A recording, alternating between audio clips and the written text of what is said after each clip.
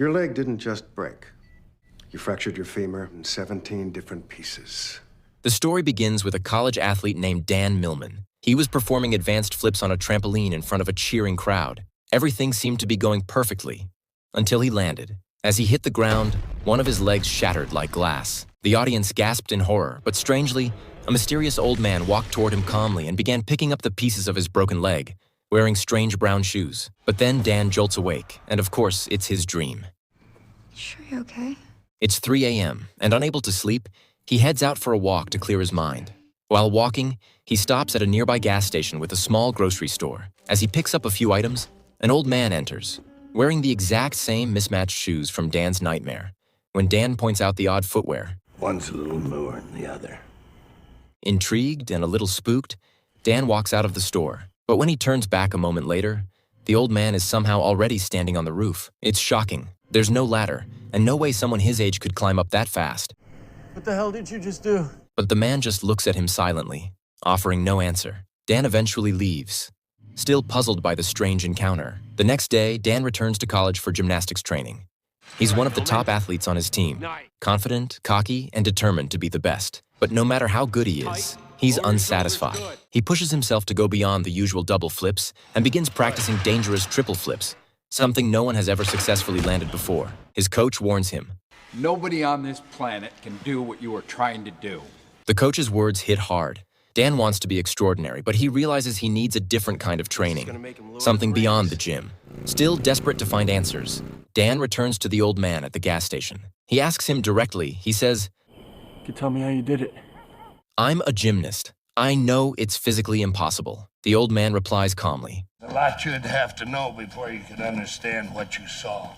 But Dan, who's overly proud of his athletic training and intellect, brushes it off and says, "I already know everything. Ask me anything." The old man simply asks, Are you happy? Dan scoffs at the question. He replies, "My dad's rich. I get good grades. I've got great friends. I look good, and girls are crazy about me." So, old man asks, "You came here at 3 a.m. yesterday, and again tonight at 3 a.m.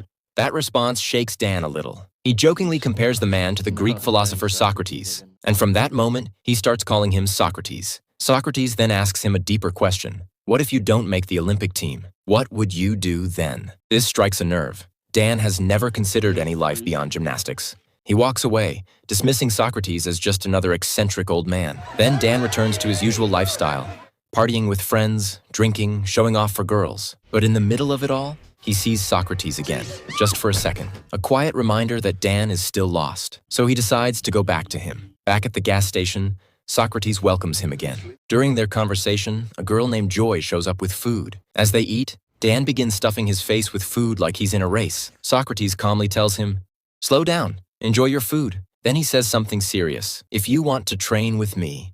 No TV, no alcohol, no drugs, and no sex. But Dan, still full of ego, laughs it off. So Socrates challenges him to do something simple. Stand in a squat position for just 5 minutes. Dan accepts, thinking it's easy. On the table. But within minutes after, humbled and embarrassed, Dan gets up and storms out. But Socrates stops him and says, "Real experience teaches us more than books. All the answers you're searching for are already inside you. Stop looking outward. Start looking inward." Then Socrates tells him the reason he can't sleep isn't physical. It's emotional. You feel empty inside, and that emptiness terrifies you. That's what keeps you awake. He also explains that to become a true warrior, you must learn to control both your body and your mind. Only then can you truly be free. And with that, Socrates agrees to train Dan, not just as an athlete, but as a peaceful warrior. The next day at college, Dan finds out that his friend Kyle has fractured his hand during practice. This is a huge blow, because Kyle was the team's best gymnast on the pommel horse, and now he won't be able to qualify for the Olympics. The coach is visibly upset, knowing they've just lost a key athlete. That night, Dan visits Socrates again. The old man is working on a car engine when Dan arrives. Socrates asks him to pass a wrench. Dan, trying to provoke him, throws the wrench hard in his direction. But without even looking, Socrates catches it effortlessly. Dan tries again, and Socrates catches it with ease. Then Socrates turns to Dan and says, "Your mind is filled with useless thoughts. They blur your focus, distract you from your true path." Suddenly, Socrates slaps Dan and dares him to hit back. At first, Dan stays calm. You don't want to hit me? But when he does go for a punch, Socrates blocks him with ease and defeats him effortlessly. He says anything in your head that doesn't serve your goal is garbage. Clear your mind, and tells Dan to meet him the next morning by the campus bridge. The next day, Dan shows up, and without warning, Socrates shoves him into the river. Dan comes out, furious. Hey! I'm talking to you! But Socrates just says, when you were falling, your mind was clear. You weren't thinking. But now you're back on land, and your mind is filled with noise again. But Dan insists, my mind isn't filled with garbage. Socrates then gives him a live demonstration. He guides Dan through his thoughts and reveals all the mental clutter swirling inside him. Doubts, fears, ego, expectations. Then Socrates says, and as long as your mind is full of distractions, you'll never live in the present moment. And when you're not in the moment, you're not truly alive. But when you focus completely on the now, you'll realize what you're truly capable of, and just how well you can actually perform. Meanwhile, after Kyle's injury, the coach begins testing other athletes for the pommel horse event. This is Dan's moment. Drawing on everything Socrates has taught him, Dan manages to clear his mind and focus entirely on the present moment. With total mental clarity, he delivers a flawless routine, one that might have even outshined Kyle's best performance. Where the hell did that come from? That night, filled with pride, Dan rushes to tell Socrates about his success. He beams with joy, proud of how his teammates are now envious of him. But Socrates isn't impressed. Instead, he responds coldly, you're still living in the past. You're proud of your performance. That means you've learned nothing. He tells Dan to go home and refuses to teach him anything more that night. Go home, I said. But Dan doesn't give up easily. He hides nearby and waits until morning, hoping to secretly follow Socrates. As he does, Socrates walks into the college practice room and climbs effortlessly onto a high pole. When Dan climbs up to sit beside him, something strange happens. He begins to hear the thoughts of the other athletes below. Somehow he can read their minds, their insecurities, their ambitions. And then he sees himself walking into the gym. Confused and terrified, Dan falls from the pole. Only then does he realize none of this was real. Morning hadn't come. He hadn't followed Socrates. The entire thing had happened in his mind. Socrates was showing him how powerful and how deceptive his own thoughts could be. But the experience shakes Dan to the core. He becomes scared, deeply disturbed by what just happened. He leaves immediately. From that moment on, Dan begins to spiral. His confidence plummets, and his performance starts to decline. His friends begin to notice something is off.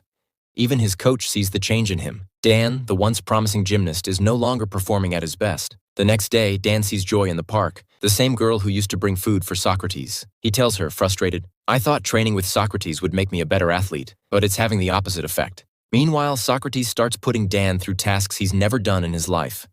Cleaning trash, pumping gas into strangers' cars, scrubbing toilets, and all while following strict rules. No TV, no alcohol, no meat, no drugs, and no physical relationships. Dan obeys, but deep inside, he can't make sense of any of it. Instead of improving, his performance keeps getting worse. He simply doesn't understand what Socrates is trying to teach him. One day, Dan finally snaps. How we doing tonight? I'm tired, I'm hungry, and I'm horny. Frustrated and angry, he lashes out at Socrates and asks, I mean, what kind of a warrior trains by sitting around scrubbing toilets? but Socrates calmly replies that these tasks are his way of teaching discipline, humility, and meditation under any condition. He's breaking Dan's ego and stripping away his bad habits. But Dan doesn't see it. His anger only grows. He shouts at Socrates, you asked me once if I was happy. Now I'm asking you, are you happy? Living in this rundown gas station like some loser? Dan believes Socrates is just a failed old man who never made money or achieved anything, and now hides behind philosophical nonsense. He thinks he's been wasting his time in a pointless game. Socrates tries to explain. He urges Dan to control his emotions and see beyond ego. But Dan's too furious to listen. He storms off and yells, I'll find my own happiness, abandoning both the training and Socrates behind. But Dan fell right back into his old lifestyle. Clubbing, drinking, eating meat, sleeping with random girls. But one day, while speeding through the streets on his motorcycle, Dan collided with a car. He was thrown high into the air and crashed down violently. As he hit the ground, shards of glass scattered everywhere, just like the dream he had at the beginning, where his leg shattered like glass. It was all coming true. He woke up in the hospital. Doctors told him. The damage was so bad that they had to insert a metal rod into his leg during surgery. The doctor explained, if you take proper care of yourself, you might be able to walk again in a few months. Just walk. Here, Dan realized his dream of competing in the Olympics was completely destroyed. He couldn't even stand without crutches, and his ego? Shattered. Just like his leg. Days later, Joy came to visit. She was worried about him. She knew what gymnastics meant to Dan. They talked, and a quiet connection grew between them. They understood each other, and though his dream was falling apart, Dan still wasn't ready to let go. He went to his coach. He said, "I know I missed the third round, but there's still the final Olympic qualifier in 8 months. I want to try for it.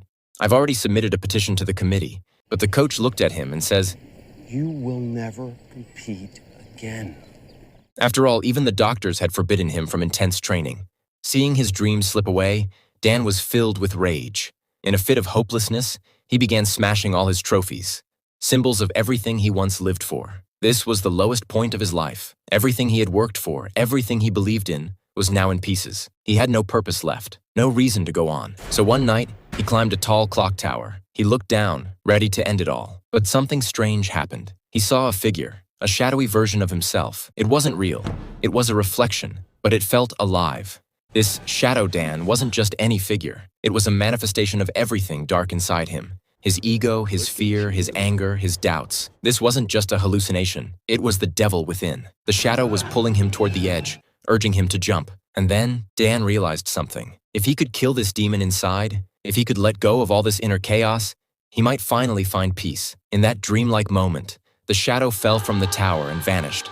But it had only been a dream. The shadow, the pain, was still very real. Shaken by the vision, Dan knew he couldn't fight this alone. So he went back to Socrates. And this time, he broke down. He cried. But Socrates looked at him gently and said, "Everything happens for a reason. Now it's time to stop looking outward. You need to find your answers within." Then Socrates pointed to an old car and told Dan, "Sit there. Don't move until you find your answer." That's all?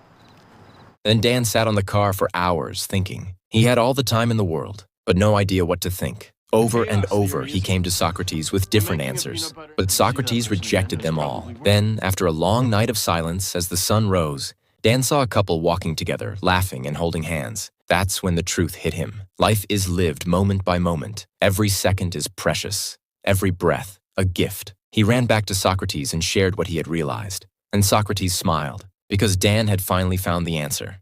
Not through books, not through effort, but through stillness. And Dan had finally begun to understand the value of life. There was no more desire to jump from towers, no more fear of failure. Socrates had taught him not how to win, but how to live. Now, for the first time in his life, Dan was truly ready to begin. One day, Dan met up with his old friends, the same ones he used to ignore or act superior around. With a calm and humble heart, he apologized to them for his past behavior. His friends were stunned. This wasn't the same arrogant Dan they once knew. Socrates' teachings had transformed him from the inside out. Later, Dan told Socrates that he was ready to serve others selflessly, just like him. But instead of accepting Dan's offer to help others, Socrates told him something unexpected. You should continue your training as a gymnast.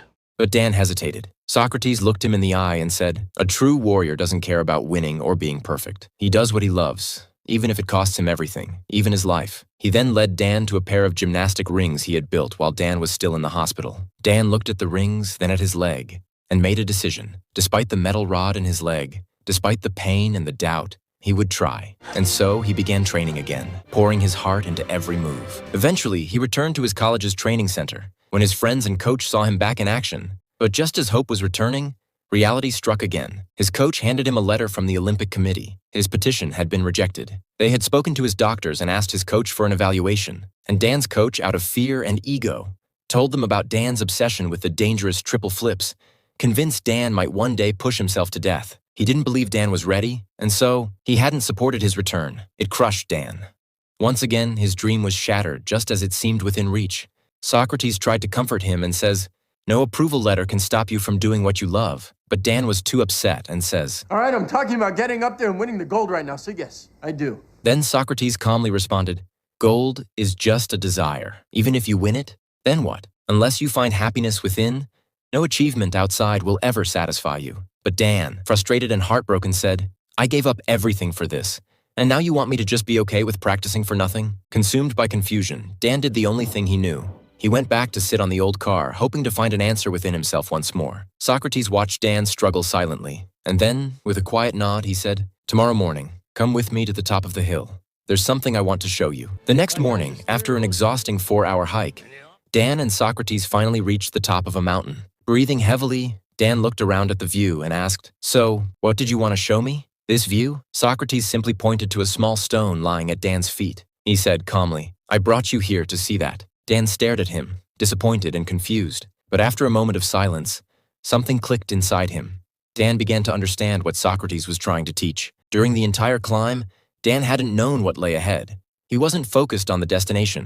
He was simply enjoying the journey. But the moment he reached the top and realized the goal was just a stone, his excitement vanished. That's when it hit him. The joy is not in reaching the destination. It's in the journey itself. His dream of winning a gold medal was just like that stone, meaningless without the love for the path that led to it. With this new realization, Dan returned to the gym, no longer driven by fear or ambition. He practiced with full focus, not for a medal, but for the love of the moment. His performance stunned everyone, even his coach, who finally agreed to take Dan to the Olympic qualifier round. Here, Dan wanted to share this victory with Socrates. But when he returned to the gas station, Socrates was gone. A new boy had taken over the job. Dan looked everywhere, even inside the store, but there was no trace of him. It was as if Socrates had disappeared, his purpose fulfilled. At the qualifier round, Dan took his position. This time, there was no fear, no craving for victory. His mind was silent, present. He performed with pure joy, flowing through every move. Despite his past injury, his routine was flawless. The crowd watched in disbelief. He wasn't just competing, he was free. After that, Dan went on to win his first national title with the Berkeley team. He also married Joy, the girl who had supported him through his darkest days. Years later, Dan wrote a book about his journey, a book titled Way of the Peaceful Warrior. That book went on to change the lives of millions. And this film ends here.